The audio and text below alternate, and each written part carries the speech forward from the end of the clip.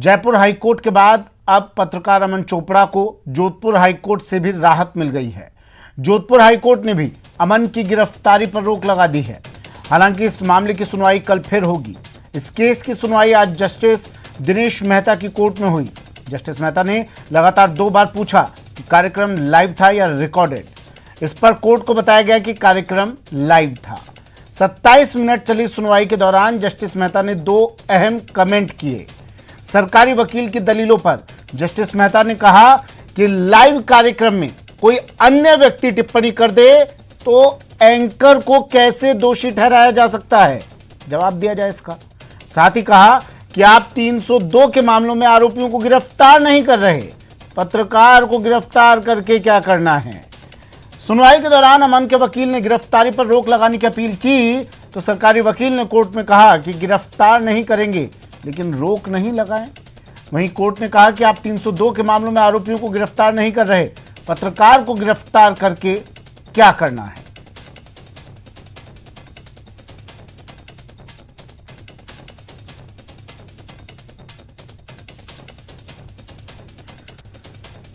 पत्रकार अमन चोपड़ा मामले पर सुनवाई हुई और बड़ी राहत मिली। जयपुर हाईकोर्ट के बाद, हाईकोर्ट की जयपुर बेंच के बाद अब जोधपुर हाईकोर्ट से भी राहत मिल गई है। अमन की गिरफ्तारी पर रोक लगा दी है जोधपुर हाईकोर्ट ने। सुनवाई कल फिर होगी इस मामले पर। जस्टिस दिनेश मेहता की कोर्ट में सुनवाई हुई आज।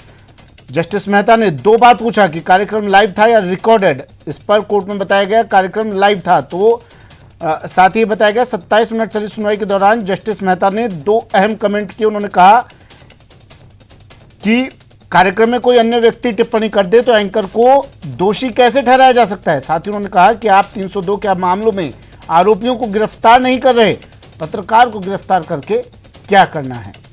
सुनवाई के दौरान अमन के वकील ने गिरफ्तारी पर रोक लगाने की अपील की तो सरकारी वकील ने कोर्ट में कहा कि गिरफ्तार नहीं करेंगे लेकिन रोक नहीं लगाएं।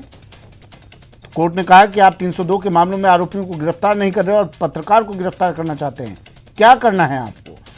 ये बड़ी खबर, अमन चोपड़ा की गिरफ्तारी पर रोक। क्या कुछ रहा आज कोर्ट में, यह आपको ग्राफिक्स के जरिए हम आपको दिखा रहे हैं। अमन चोपड़ा की गिरफ्तारी पर रोक लगी और कोर्ट में क्या रहा आज पूरी कार्यवाही के दौरान। कोर्ट को बताया गया कि कार्यक्रम लाइव था। इस पर अमन के वकील ने गिरफ्तारी पर रोक लगाने की अपील की।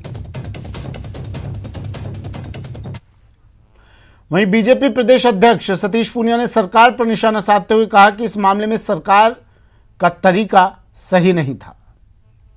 अमन चोपड़ा को लेकर राहत मिल गई जोधपुर हाईकोर्ट से भी, पहले जयपुर से मिली, अब गिरफ्तारी पर रोक हाईकोर्ट जोधपुर ने भी लगा दी। देखिए, लोकतंत्र की बात करने वाले मुख्यमंत्री के शासन में जिस तरीके से लोगों को प्रताड़ित करने की कोशिश हो रही है, न्यायालय से रिलीफ मिली है लेकिन सरकार का जो रुख था वो ठीक नहीं था।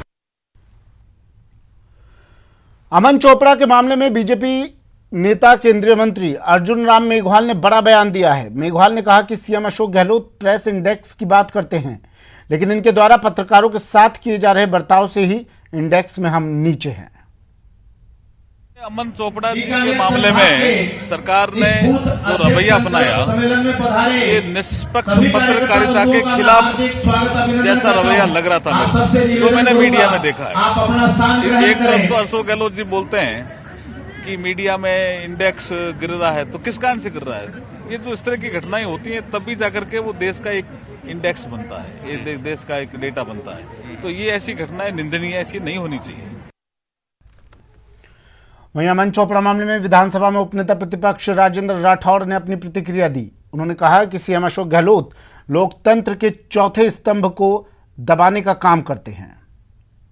लोकतंत्र के चौथे स्तंभ पर लगातार मुख्यमंत्री जी किसी न किसी रूप में हमला कर रहे हैं। ये वही मुख्यमंत्री जिन्होंने पहली वर्षगांठ पर यह कहा था कि अगर सरकार का विज्ञापन चाहते हो तो हमारी खबरें छापो। लोकतंत्र की दुहाई देने वाले लगातार छोटी मोटी बातों को लेकर अपने निशाने पर जो भी पत्रकार आते हैं, राजनेता आते हैं, उनको साधने का काम करते हैं।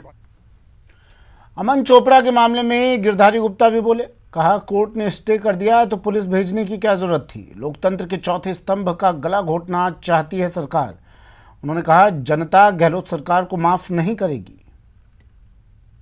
मैं ये कहना चाहता हूं कि लोकतंत्र के चौथे स्तंभ पर जब हाई कोर्ट ने स्टे कर दिया, उसके बाद वहाँ पुलिस भेज करके सरकार क्या मैसेज देना चाहती है? आज लोकतंत्र के इस चौथे स्तंभ का भी गला घोंटना चाहती है गहलोत सरकार। जनता इसको माफ़ नहीं करेगी। आने वाले समय में जनता तैयार बैठी है राजस्थान की सरकार को हटाने के लिए और उसको जवाब देने के लिए। वहीं बीजेपी के कद्दावर नेता महंत प्रतापपुरी महाराज ने राज्य सरकार पर जमकर प्रहार करते हुए वरिष्ठ पत्रकार अमन चोपड़ा सहित अन्य पत्रकारों की आवाज दबाने का आरोप लगाया है। संवाददाता सावधान रत्नू ने भाजपा नेता महंत प्रतापपुरी महाराज से की खास बातचीत।